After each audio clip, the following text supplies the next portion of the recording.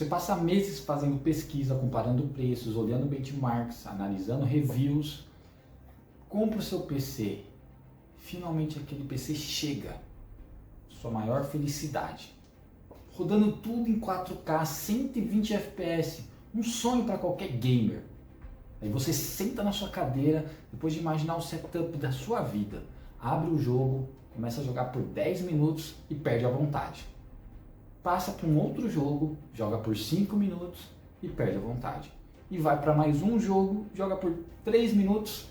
Ah, cara, que saco! Você pensa. E vai deitar. E você escuta aquela vozinha no fundo. Putz, depois que eu comprei meu PC Gamer, eu perdi a vontade de jogar.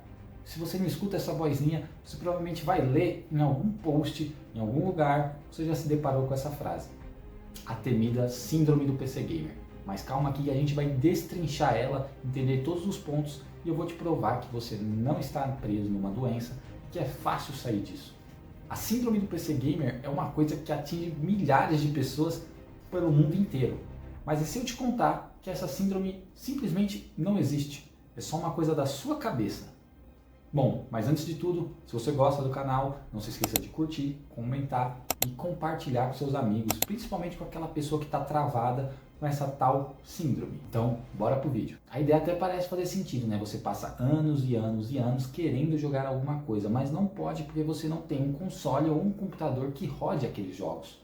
Então, depois de muito esforço, muita luta, muita dedicação, você finalmente consegue comprar o seu console ou o seu tão sonhado PC Gamer. E quando finalmente você pode jogar tudo, você acaba não jogando nada. Isso tudo faz um pouco até de sentido, né? Confirma até uma teoria que já é existente no mundo do grande filósofo Arthur Schopenhauer. Schopenhauer acreditava que a vida oscila apenas entre duas situações: a ânsia de ter e o tédio de possuir. Mas o que exatamente ele queria dizer sobre isso? Porque é um ponto importante para a gente entender o porquê a síndrome do PC Gamer não existe. Schopenhauer era um pouco pessimista e ele acreditava que a vida era apenas um eterno sofrimento. Ou seja, a gente sofria por antecipação de não ter algo e quando a gente tinha aquele algo, a gente sofria por aquela coisa não nos tornar feliz como imaginávamos. Então, a vida só podia oscilar entre a ânsia de ter e o tédio de possuir. E a síndrome do PC Gamer se encaixa perfeitamente nisso, né? Afinal, você sofre por não ter, então você fica antecipando e querendo ter o computador, e depois, posteriormente, você fica entediado e sofre por não conseguir desfrutar daquilo. Então, como que a síndrome do PC Gamer não pode existir se ela já é uma coisa notória há anos? Eu vou te dizer que tem uma coisa que quebra totalmente esse pensamento de Schopenhauer e do problema latente que é a síndrome do PC Gamer. E essa coisa que quebra tudo isso é o passado. Calma que a gente vai chegar no ponto certo. Vamos voltar lá para os anos 90 ou para os anos 2000. Talvez se você for um pouco mais novo, talvez até a década passada, 2010 ali. Nessa época, grandes consoles dominavam o mercado. PlayStation 2, PlayStation 1, Super Nintendo, Nintendo 64, Mega Drive, enfim. E era muito comum esses videogames dominarem as casas, porém as pessoas não terem tanto acesso a jogos. O que eu quero dizer é que apesar da pirataria ser muito grande antigamente, você tinha um único console onde você podia comprar, por exemplo, no PlayStation 2, você juntava R$ 10 e comprava no mês 3 jogos, onde você ia ter que desfrutar daqueles jogos até você ter R$ 10 no mês que vem para comprar mais 3 jogos. Então o que as pessoas faziam? Elas exploravam o jogo ao máximo, eles viviam aqueles jogos. Se você jogava algum jogo muito complicado e você não sabia como passar, você ia para a escola, você ia até trabalhar ou você estava fazendo um curso e você estava imaginando como é que você poderia passar daquele jogo. Ou, sei lá, ficava imaginando o que mais teria ali para frente, que se eu fizesse uma coisa diferente, sei lá, num jogo de corrida. Bom, se eu fizer uma rota, virar aqui a roda antes, derrapar, ou no jogo de exploração, tá, eu sempre vou por aquele caminho, mas e se eu for por esse outro caminho? E se eu usar essas armas diferentes? O que acontece? Então, a gente rejogava, explorava mais, descobria coisas novas. E esse sentimento de ter um objetivo sempre acumulava e entrava no nosso coração. Então, por que que o passado acaba quebrando o pensamento de Schopenhauer? Porque Schopenhauer era um pessimista, como eu disse, e o passado, quando você lembra dele, você vê e lembra dele com carinho. Então é por isso que o pensamento de Schopenhauer, que a gente sempre está num ciclo de sofrimento, é E hoje em inválido. dia, vamos comparar as épocas agora. Quando você vai jogar, existem milhares de plataformas que te entregam milhares de jogos. Você tem a Steam com as famílias, que você consegue compartilhar bibliotecas inteiras com seus amigos. Temos o Xbox Game Pass, que é um catálogo enorme de jogos que você só paga uma mensalidade, pode desfrutar de vários jogos diferentes. Até mesmo outros serviços como a Epic Games, que fornece jogos de graça todo mês. E com tantos jogos, mesmo assim, fica muito difícil de você escolher algo para jogar, de você ter alguma vontade de jogar algum desses jogos. A gente percebe que o problema não é o videogame ou o computador, nem mesmo os jogos. O problema é o ambiente e a pessoa, a forma que você pensa e você vê aquela situação. E a gente tem uma teoria, ou um pensamento que descreve exatamente esse problema, o chamado paradoxo da escolha. O paradoxo da escolha, ou o paradox of choice, é um problema da psicologia moderna que é representado da seguinte forma: quanto mais opções de escolha você tem, mais difícil torna a escolha ser feita e mais fácil se torna não escolher nada. Então você entra num ciclo vicioso. Vamos usar um exemplo para que fique claro. Digamos que você vai ao supermercado, você chega lá e você quer comprar achocolatado. Você entra no mercado X, entra lá e vê, a gente tem Toddy e Nescau. Você só tem que olhar e falar, eu quero Toddy ou eu quero Nescau? Vou levar um Toddy. É simples a escolha, só tem duas opções. Agora vamos imaginar o contrário. Você está entrando em um supermercado Y. Você entra numa fileira e fala, vou comprar um achocolatado. Aí você chega e olha, tem ovo maltine express, Toddy, Toddy zero, Toddy sugar free, Nescau, Nestlé, sucrilhos, sei lá o que. Milhares de opções. O seu cérebro vai tentar entender quais são as melhores opções num curto período de tempo e você não vai conseguir decidir, porque você não sabe todas as coisas sobre tudo. Então você vai acabar pensando demais qual que é melhor, qual que não é. Quando você vai ver, você fala, quer saber? Depois eu pego, depois eu escolho. E você vai embora e vai fazer outra coisa que seja mais rápido, mais fácil. O mundo gira em torno de escolhas fáceis. E eu estou usando esse exemplo, mas isso foi feito um estudo. Pessoas que tinham que ir no mercado e escolher um pote de geleia em um mercado que tinha apenas 5 tipos de geleia, escolhiam e compravam muito mais potes de geleia. O mesmo grupo de pessoas que teve que ir no mercado onde tinham 60 potes de geleias diferentes, a taxa de compra de geleia foi muito menor. Então é por isso que quando você vai em grandes supermercados, principalmente atacadistas, você tem poucas opções. Eles querem limitar as opções para você escolher mais fácil e você levar. Então finalmente a gente está chegando em algum ponto. A gente começou a perceber que o problema não está no seu computador, e sim no fato de você ter infinitas possibilidades. Se você reparar no seu dia a dia, isso acontece com tudo. É muito difícil você tomar uma escolha. Quando você vai assistir um filme na Netflix, você fica horas e horas ali, passando, explorando, pensando, imaginando qual filme vai ser. E se alguém não chega e diz para você, assista esse filme, é muito difícil você abrir a Netflix, ver aquele catálogo e escolher um filme para assistir. Por isso existe uma indústria forte, principalmente nos canais de conteúdos, com indicações. Os melhores, os maiores, quais filmes assistir, em quais situações, quais os melhores jogos. Sempre vai ter esse tipo de lista, sempre vai ter esse tipo de vídeo, porque alguém está escolhendo por você. Então a gente encontrou o problema. Será que alguém já fez alguma coisa ou já falou sobre esse tipo de situação? E a resposta é sim. Muitas décadas atrás, antes mesmo de Netflix, Spotify, até internet existir, um filósofo descobriu esse problema. O nome dele era Erich Fromm.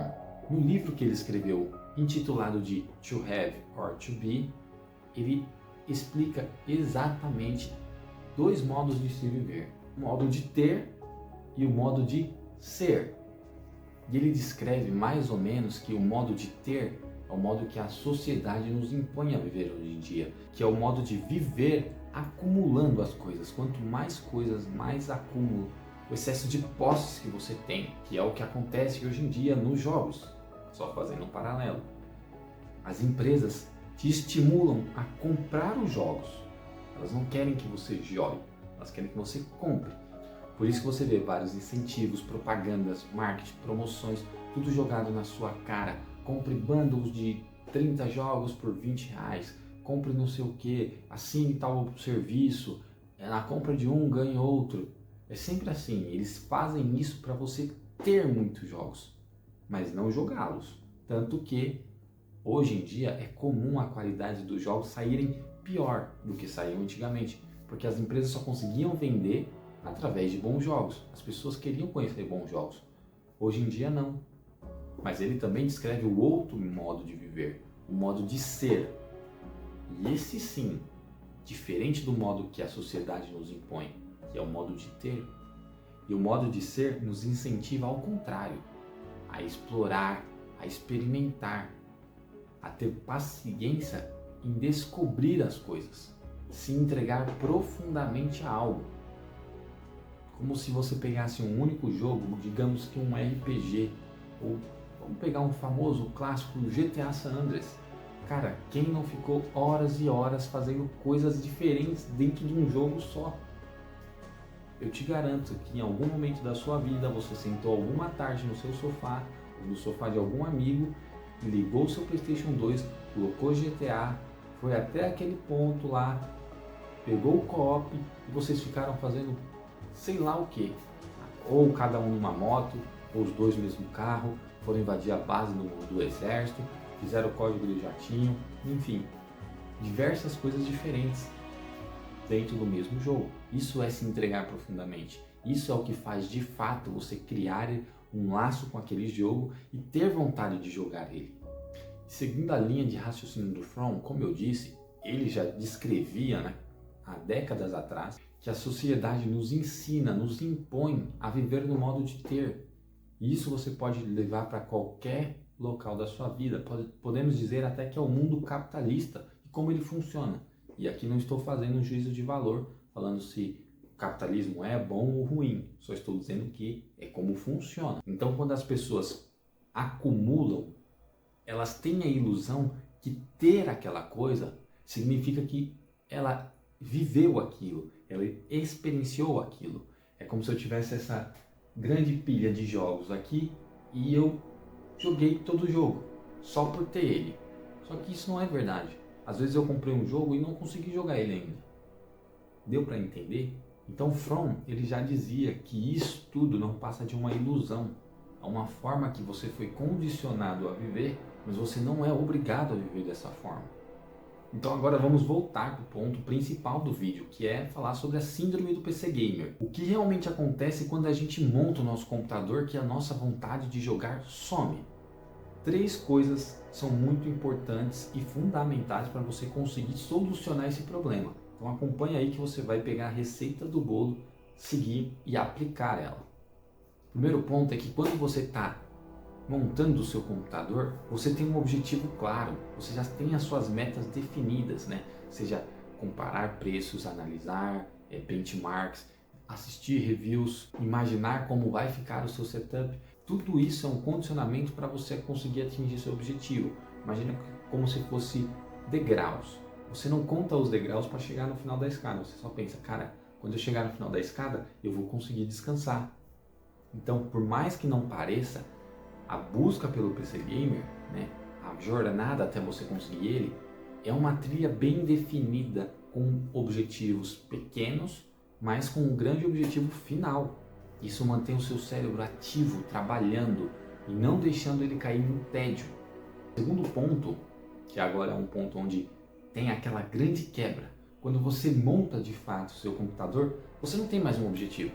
O seu objetivo é muito vago. E como a gente disse, as enormes possibilidades é um problema. Ter tantas alternativas faz com que o seu cérebro dê um bug, vamos dizer assim. Vamos fazer uma analogia agora bem gamer. Imagina que o seu computador está rodando e você começa a abrir um monte de abas no Google Chrome, um monte de programas juntos, ele vai começar a receber um monte de informações e o que vai acontecer com ele? Ele eventualmente vai começar a travar e provavelmente ele vai pedir para reiniciar ou fechar aquele monte de aba, enfim.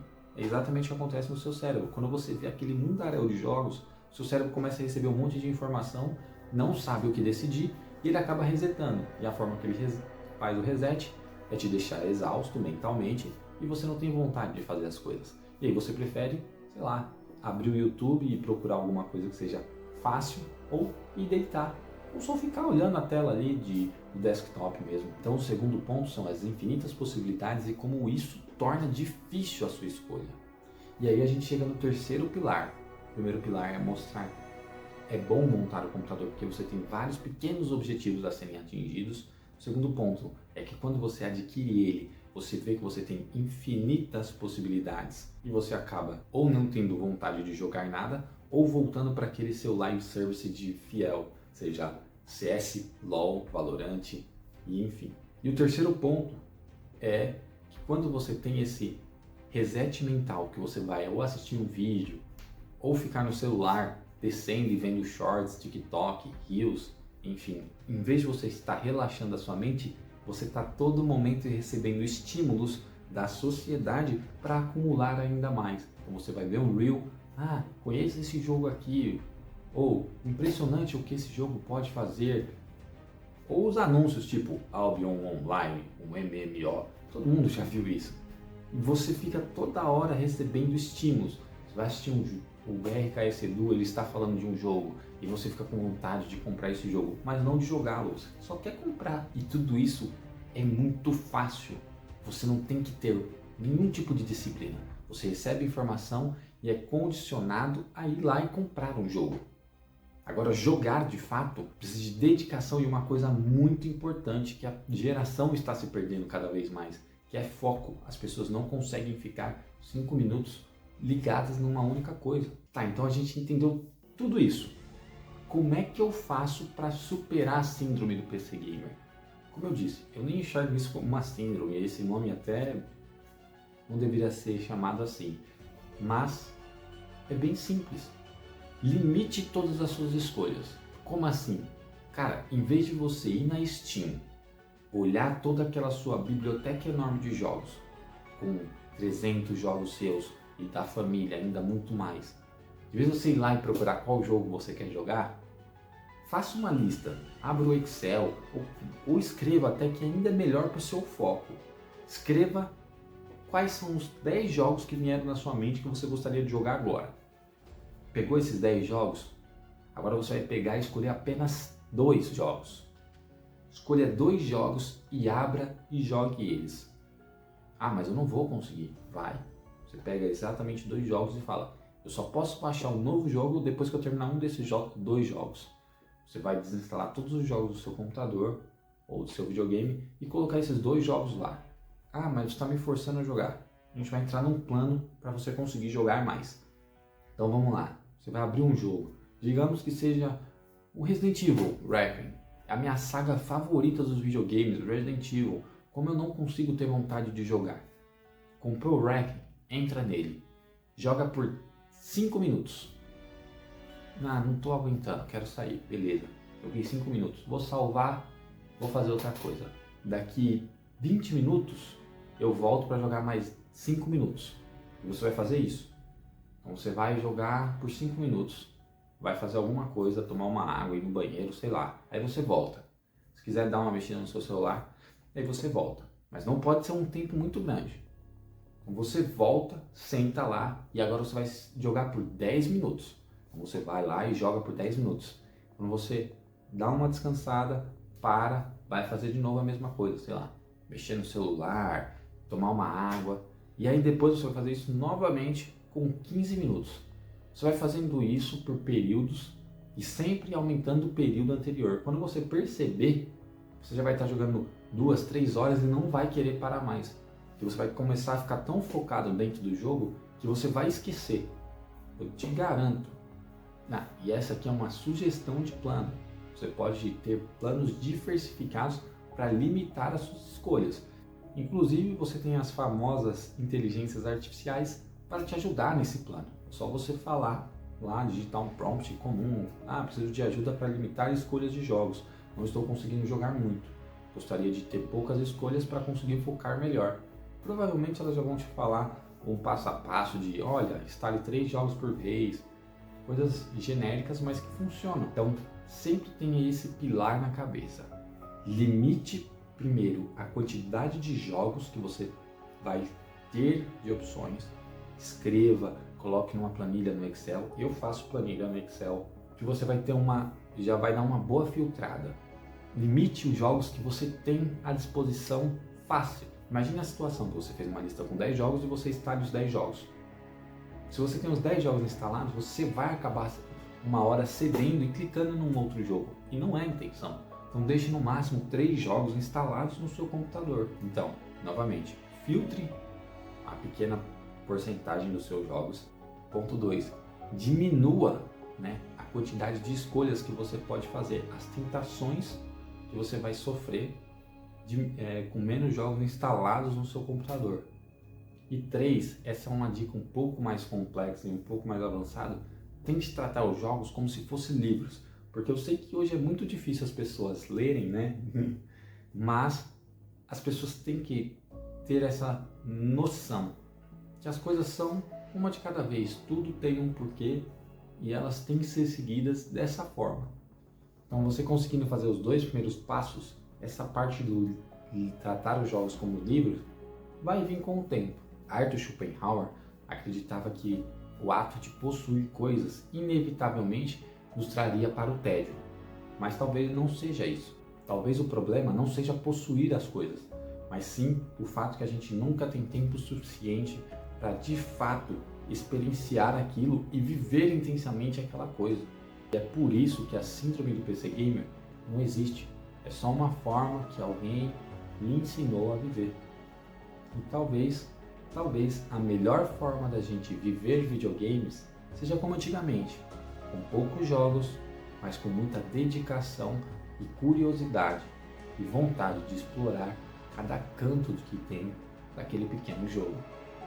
Se você gostou desse conteúdo, considere se inscrever aqui no canal para continuar acompanhando. Deixe também aquele like, que ajuda bastante, comenta, compartilha com aquele amigo que diz que está sofrendo e depois comenta aqui se você conseguiu superar a síndrome do PC Gamer.